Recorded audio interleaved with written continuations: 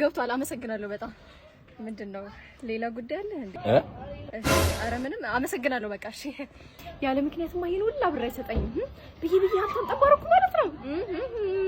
እሺ እንዴት ነው ምግቡ ተመቸ? በጣም ቆንጆ ነበር። እንዴ ይሄ ሁሉ አብር አንተማ የሆነ ነገር ፈልጋል ከኔ ምንድነው? ንገረኝ ማለት ንገረኝ እንጂ ምንድነው? ስልኬን መቀበል ፈልገህ አንተን ገለው እኮ ንገረኝ እንጂ ምንድነው? 09 ያዘው። አረ የምን ስልክ ነው የኔ እናት?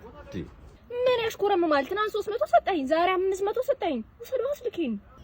አረ እኔ እናት እኔ የተጠቀምኩበትን ብቻ ነው የከፈልኩት። ምናልባት በአቢሲኒያ ስለላኩልሽ ይሆናል።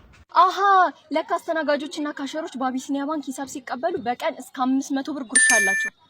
አንተ ግን ስልክ አትፈልግም። ለማንኛውም በደንብ ተጠቀመው። በአዲስ አበባ የአፓርትመንት እድለኛ ልትሆን ትችላለህ። እንዴት? በአቢሲኒያ የክፍያ አማራጮች ክፍያ ስትፈጽም ባለ 2 መኝታ አፓርታማ እድለኛ ልትሆን ትችላለህ። እሺ ባለ ቢዝነስ ከሆንክ ደግሞ እስከ 1.6 ሚሊዮን ድረስ ጉርሻ ተዘጋጅቷል እኮ ነው የምልክ። ሁሉንም የአቢሲኒያ የክፍያ አማራጮችን ይጠቀሙ። አንተ ግን ስልክን ቢያልክ